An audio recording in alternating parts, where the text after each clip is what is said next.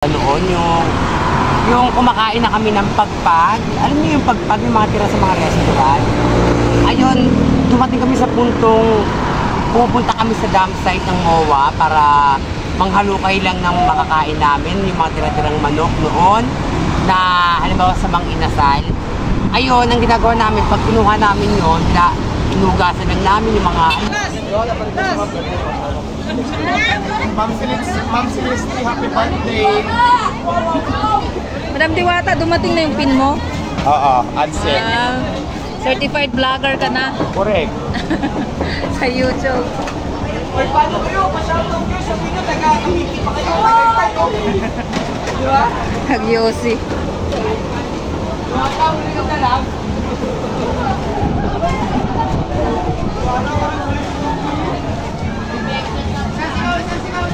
Yan na yung pin.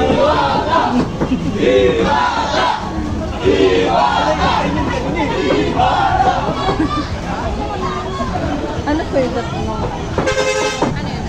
Ayan, parang uulan na. Uwi na tayo mga kaibigan. And dumating na yung chicken. Chicken.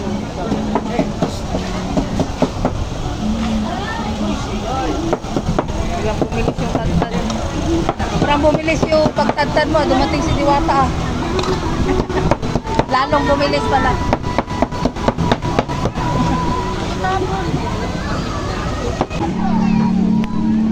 Yan na si Diwata.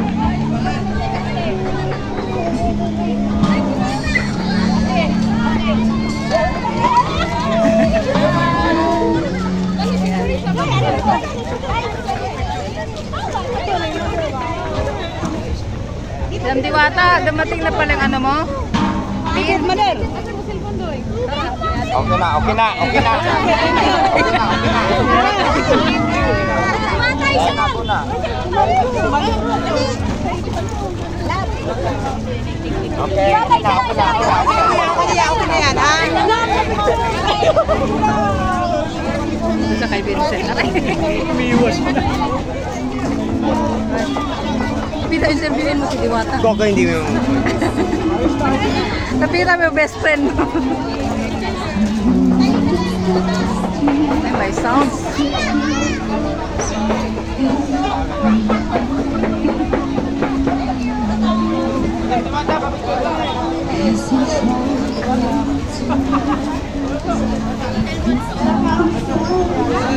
Ayan si Diwata, mga kaibigan, picture time. Ano ba? Picture ka naman. Hindi naman natin si Diwata.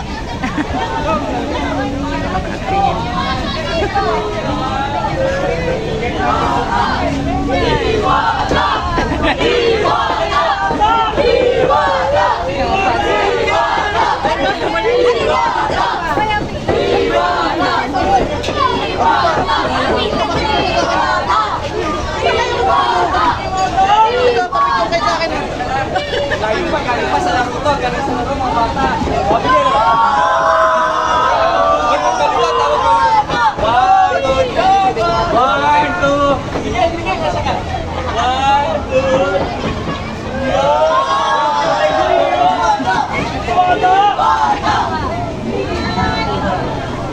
Natin.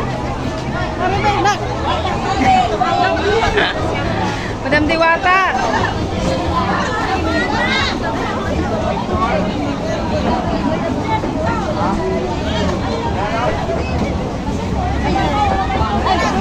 Kasi i-picture. Ayan.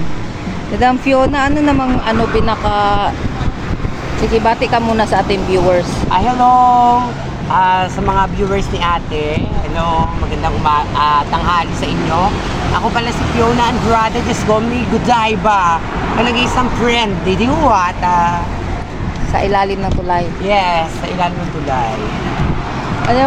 Madam Fiona, anong mo ma-share na yung sa doon pa nakatira dati si Diwata? Bali, ang hindi ko malilimutan talagang pagsasama namin ni Diwata noon, yung kumakain na kami ng pagpag. Alam niyo yung pagpag, yung mga tira sa mga restaurant.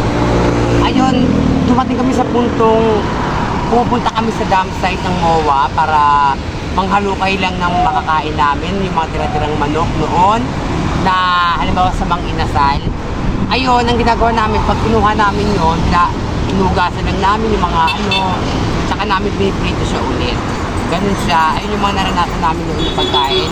Pero tignan nyo naman ngayon, ang manok na kinakain namin pagpag noon, ngayon nag-uumapaw sa kanya ngayon. Diba? Diba? Ganon! Grabe, no? Tapos, ano yan? Hati-hatiin nyo pa. Oo. Ilan kayo? Oo, 5? ganun. Yung saan? Hati-hati lang din kami doon. Paano naman yung sa ilalim ng tulay, di ba? Tulad yan, pag umulan. Pag umulan, ayun nga ang kagandahan sa aming mga nakatira doon. Kapag umaraw ng sobrang init, hindi kami naiinitan sa ilalim. Kapag umulan naman, hindi kami nababasa sa ilalim. Ang problema lang namin pag tumaas yung tubig, hindi na kami nakakababa siya. Kasi malakas yung agos. Aangat lang kayo. Kasi nakahangin. Sa susunod, pag may time kayo, dadalhin ko kayo sa ilalim ng tulay kung saan kami nakatira. Oo, panoorin nyo lang. Bali, ayun lang, yung mga pagkain namin pagpag noon, ganyan, iniinit lang namin, tsaka namin kinakain ulit. Ayun, sa awa naman ng Diyos, hindi kami nagkakasakit. Talaga malakas sa mga resistensya namin. Oo. At saka yun yung yung pinagtanggol ka ni Diwata, di ba? Oo. Na siya ang naparuhan. Oo, siya talaga nagtanggol sa akin. Imbis na ako masasaksak ng katoy noon, siya ang humarap. Kasi ako naman talaga yung kaaway nun, yung nabalita kami. So bali, siya ang nahiliwa, ganyan. Ganun kabait si Diwata para sa mga basher niya. Oo. Ha? Siya ang humarang para masaksak ng butter, hindi ako. Oo. Nagtanggol niya ako, ha? Parang yung buhay mo, utang na loob mo kay Diwata. Yes. So pag nagkikita kayo dito, kasi di ba dalawang actually, branch na? oo. Katulad kaninang umaga, nakita niya ako dyan, tinchi ka lang kami, binigyan niya ako ng konting budget. Binigyan ka niya. Pangkain. Ayaw mo sa kanya, mag-apply na personal assistant? Hindi na rin kasi baka kung ano pang masabi ng iba. Diba? Iba namin kaibigan, hindi natin alam yung takbo ng mga utak. Mamaya sabihin, nagdikit ako, ganyan. Ayoko ng issue. Totoo lang. Saka masaya ka naman sa ginagawa mo ngayon. Oo, masaya naman ako sa pagpa-parking. Diba? Marami naman nakakita kung paano ako mag-park.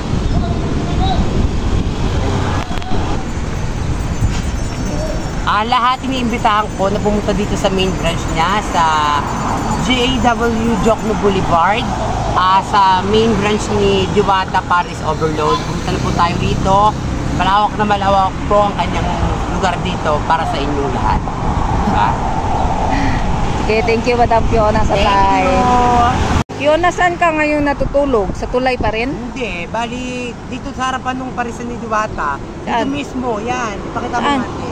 Diyan, naglalatag lang kami ng karton. Diyan. Naglalatag kami ng karton diyan. Kasi paggabi, tulog na ako rito. Sa umaga, nagpa-parking naman ako diyan. Pakita mo yung harapan. Diyan siya Diyan nagpa-parking. ako nagpa-parking. So ligtas diyan mag-park basta walang traffic enforcer. Pag wala pong traffic enforcer. Pero kapag meron, talagang... So ayan, dyan lang pala natutulog si Fiona sa gabi. Kasi pag gabi dito, ang daming natutulog, no? Marami naman sila eh. Yes, hindi naman mainit. Sige, salamat Ma'am Fiona. Thank you. Yan siya, yan yung trabaho niya dito, nagpa-park lang. Bibigyan sila ng tip, ganon.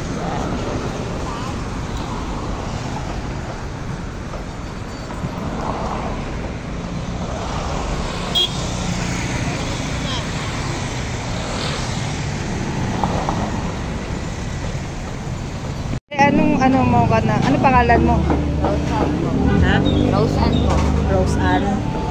Parang nakikita kita lagi dito kay Diwata Pares. Kasamahan mo dati si Diwata sa ilalim ng tulay? So, kumusta naman si Diwata kasama? Ano po yun? Isa ko lang din naman po sa mga iba. So nakikita mo lang siya sa ilalim ng tulay. Asa man si si father niyan? Trabaho? Nagkatrabaho po. Ilang buwan na yan? Baby, ka-cute. Dalawa pa lang. Ay, ito. Nagdede sa'yo. Buti naman. Parang lagi kang dito, no? Pinapakain ni Diwata, no? Wala po sa kabang Ano masasabi mo kay Diwata? Thank you. Salamat ka sa kanya, no, kasi daming tao sa kanya. Minsan nililibre ka pa ng pagkain, no. Sige, ingatan mo yung baby mo, ha. Opo. O, bag mo pala yan? Dito ka pa naglalagay ng bag. Sige. Ayan, minsan, lagi ko kasi yan nakikita dito, minsan pinapakain siya ni Diwata. Again, may coast guard na naman na kumain, no.